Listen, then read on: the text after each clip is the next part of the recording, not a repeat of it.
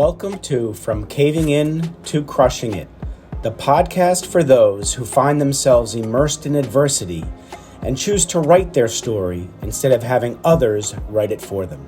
I'm Drew Deraney, and I'm your host. Frank, so good to see you, my friend. Yes, wonderful to see you, Drew. How nice to be on your show. Absolutely. So I've been wanting you on for a while, and in my mind, I was like, okay, Frank's in the Netherlands. How do I do this? And I didn't have to stick to my Thursday afternoon Eastern recordings. I said, you know what?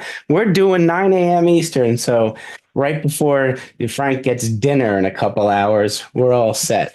So thank you so much for coming on. And I always like to thank the individual or the organizations that introduced me to my guests who and you've become a friend and a mentor and a strong peer for me. So I have to thank Master Networks, indirectly through Rick Gabrielli. So I am going to give Rick credit for introducing us because that's how I learned about Master Networks, through Rick. So thank you, Rick Gabrielli, for the introduction to Frank Vanden Horst. I appreciate you. So Frank, why are you here? You're here because I feel there's three different types of men, and we can be all three of these men in the same day. It depends on the level of our awareness. Now, when we're growing up, most of us, and this is throughout the world, are taught that life is linear. If we do certain things, A, B, C, and D, in that order, things are going to be fine.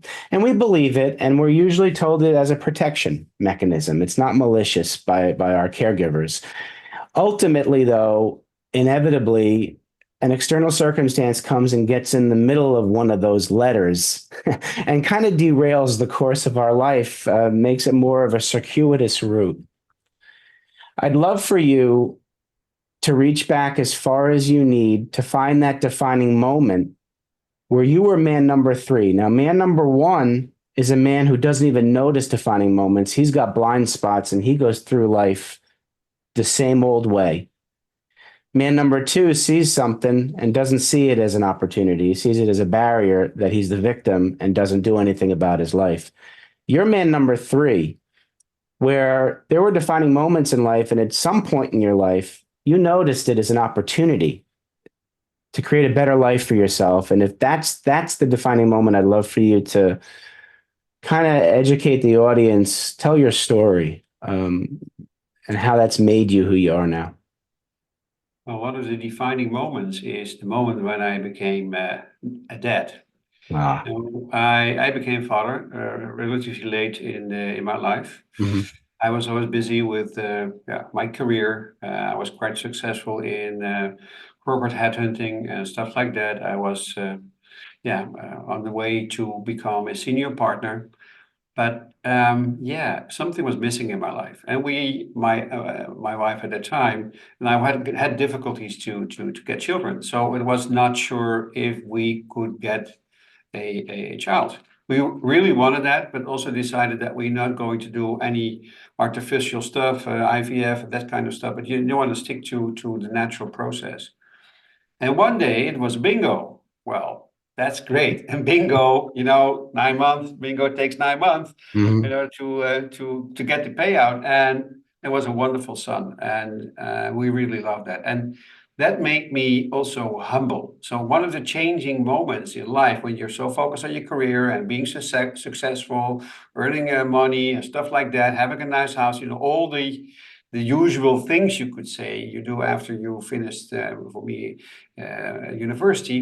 So that was a defining moment that I saw such a young child and Mhm. have it in my arms, and was really surprised. And I have still so much respect for women who give birth, give Mhm. life to us, Right. man, to us people, Right. and what they do, what they go through in those 9 months and the whole birthing process. So that was absolutely a defining moment.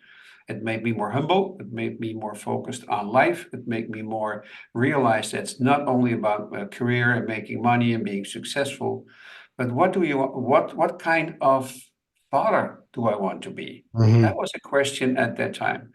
So we made some tough decisions. So I decided not to have that 5, 7 days job, but Mm. to cut that job, even to leave that successful headhunting practice Okay. and started my own business, because the reason why is that I was much more in charge of my time. Right. I wanted to be the guy who would pick up my son from school later, Love not it. that, not that, Right. not that dad, who was waiting later at the evening and Yeah. maybe after all his lunches and stuff and dinners. Okay, that happened, of course, but I made a decision. We made a decision, but I made a decision. That was definitely a turning point in my life. So you made that decision, and thank you for sharing that. And now you have your own business and your son's growing up. Something else came your way that you were not expecting. And my question is, when that happened and you have this different outlook in life, did you handle this next defining moment differently from what you would have had you not had that first defining moment of the fatherhood?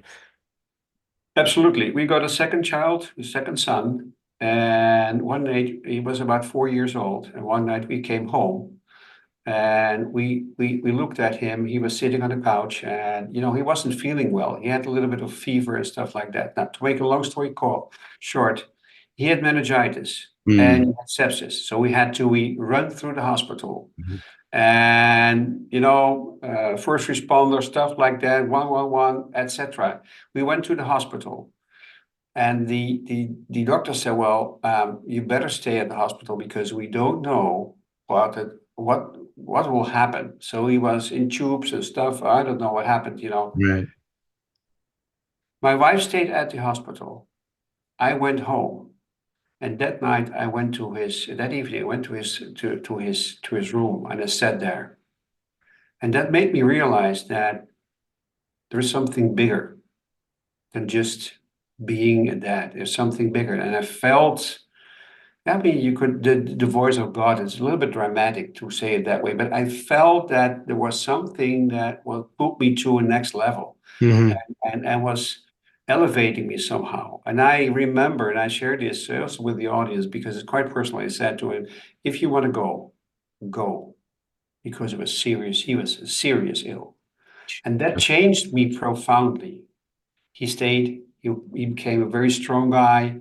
He had to go through all kinds of therapies, but now he became very successful, did college with honors, stuff like that. So he's a lovely person. But at that moment, that was a profound change moment for me in my life. Wow. So now thankfully, you have two healthy, grown sons. Absolutely. Yeah. Now, after that transformation, you're still evolving, and I know that you, like ended up divorced, and Yes. that is another interesting turning point in your life. That I wonder if your newfound mindset about what life is all about, how that impacted you, the way you found out, and because I know you're still friends with her now. Can you go Yes. through that defining moment and how that Yes. even strengthened you? We were together for 34 years, Mm. and at some point, we have read the book. The book it was over, to put it that Mm. way. Mhm. And actually, she had the courage to tap me on the shoulder and tell me that. And it was for me a very tough thing to do. Mm. At the same time, I realized through my intuitive skills I have Mhm. and connecting to my spirit, I realized that the contract we made in heaven, it was over. We were done for this Mhm. moment. So Okay. I made one decision. We both one decision. Okay, this will be rough for the kids. So we play it. We do it in a fair and open way. Mhm. We do it in a correct way, and also financially stuff like that. That wasn't always easy. It Right. was. It's not an Yeah. easy road to travel. Of course. Of But course. we did it. We still best friends. Good. Our kids in the beginning didn't understand that mom and dad were occasionally having dinner with each other because they said, "You are divorced. What are you doing together?" So Mm. all kinds of mind frames came. Of course. Yeah. You know, because they learned from school or wherever they were that, yeah, the world's appeared. They were fighting, going to lawyers and to court. We never went there. We had to deal with certain formalities, but we never went there. So we actually, yeah, were able to transform that defining moment in in our lives, in my life, in a very harmonious way. Good. That was a defining moment also. But something else happened to me. When you're together, you're trying to balance things out. You can't have it your way, she can't have her way. So there is kind of compromising and things like that. So you Right. keep each other in a kind of balance. Mm-hmm. But it can also mean that you restrict yourself because of that balance. So the moment you're out of balance and something new there's a new offering, you could say, Right.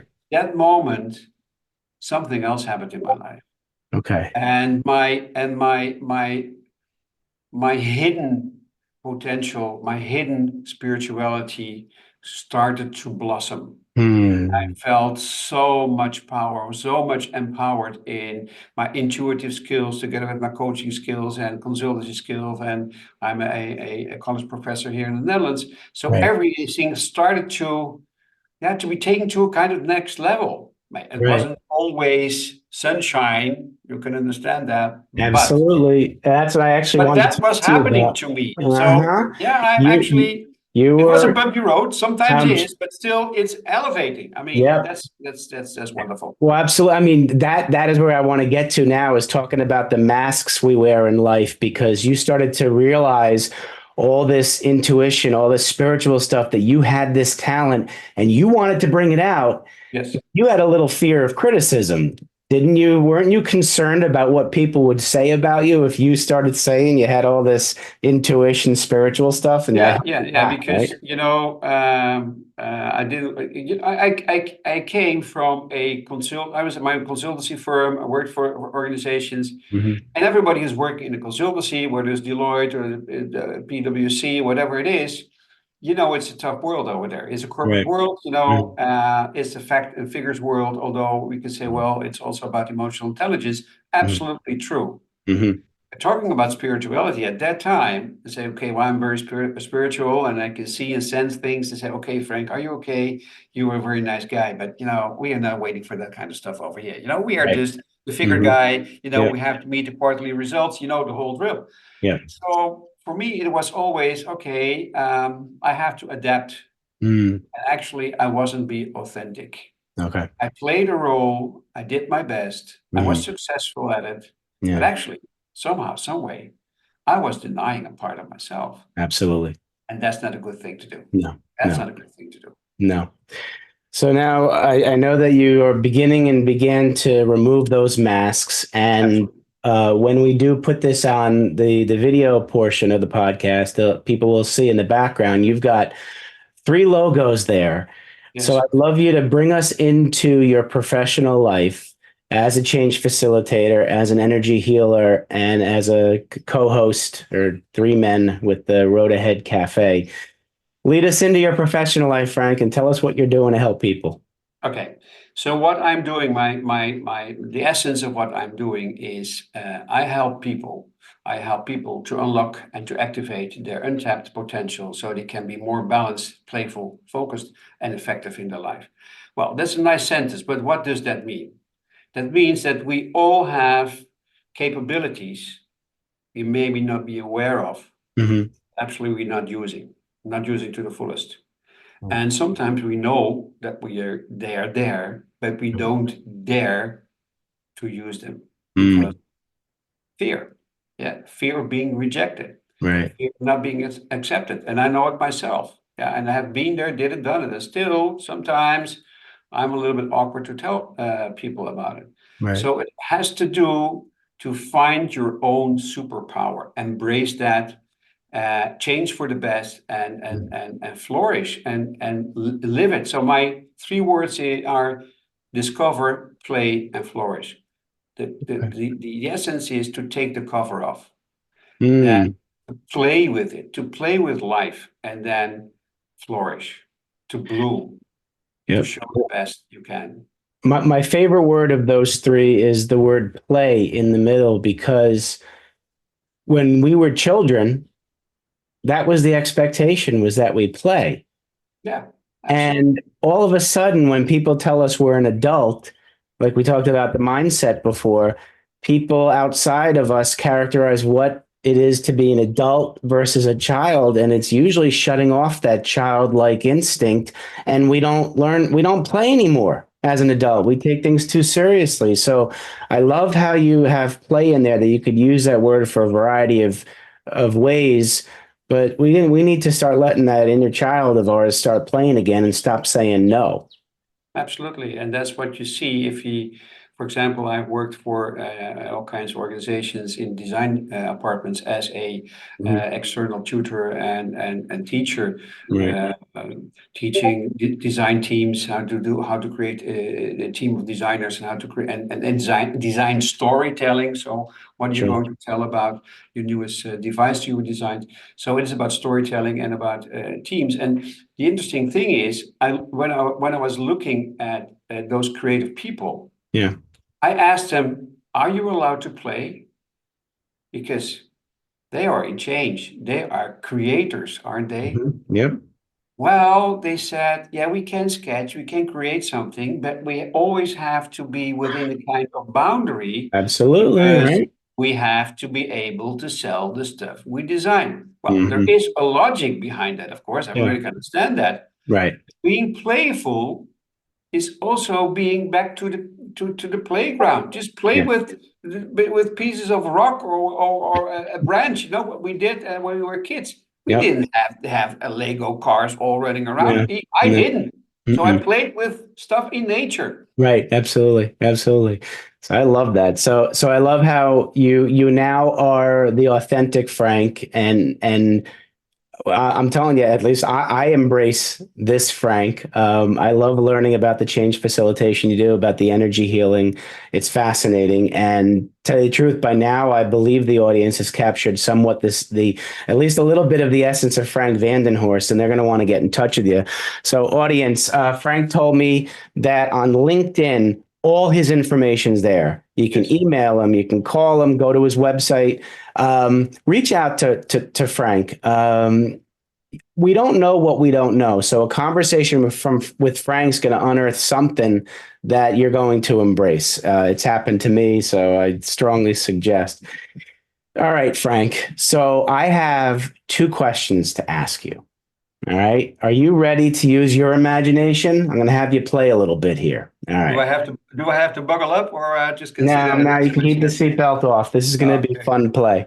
All right. So you have the opportunity to sit with 7 to 10-year-old Frank and give him advice about life.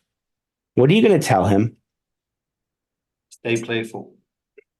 Because once you go to school, and once you go to high school, and once you go to college or university, whatever you're going to do, you get serious. People want you to be serious. Pay Mhm, attention, do your homework, do your mhm, stuff, get good grades, stuff like that. That's serious business. mhm, It can be very funny. You can have a lot of fun, but it's serious. mhm. Stay playful, please. Yes. Love that. Great advice. And now you're going to put a different hat on. Now you're sitting with young Frank, the young businessman entrepreneur, and you want to give him advice about business. What are you going to tell him? That's actually what, I've been now for 3 years working with you people in the US, and we have that podcast, The Road Ahead Cafe, etc. One of the things I learned very quickly when I was in the US, okay, what is that? That's something you have, that entrepreneurship. Mhm. And then at one moment, the light went on. I looked at Nike and the payoff. The payoff at Nike is just do it. Right. Just do it. You're great at it. And I think the advice will be just do it. Don't wait too long. Just do it. Experiment. Mhm. Dare to take a risk. Yeah. Dare to live, I would say. Absolutely. I love that. Absolutely fantastic. Thank you so much, Frank. Listen, I want to thank you for a few things. A, being here, but also being in my life. You are definitely a gift. that keeps on giving. So thank you, and keep doing what you're doing. You're a wonderful human being, and you're doing a lot of good in the world. And I look forward to, in the current and near future, I want to do a workshop with you where we combine our efforts, and we can help change the world. I have one thing for the audience, one quote I would like to share. It's Please from do. Neville Goddard. He says, "You're only limited by the weakness of your attention and the poverty of your imagination." Very true, everybody. So there are no limits to what you can do. So release all of those negative thoughts about limitations and take care of yourself. Take care, everybody.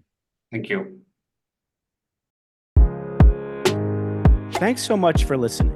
If you enjoyed the episode, please subscribe and give us a review to help others find it. I'd like you to answer this question. Are you living the life you want to live, or are you living the life others want you to live? I'd like you to think about that for a second, because I strongly suggest you live the life you want to live.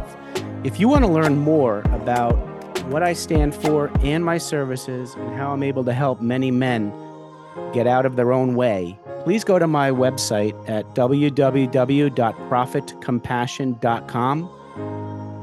Feel free to also email me at drew@profitcompassion.com. I'd love to have a conversation with you.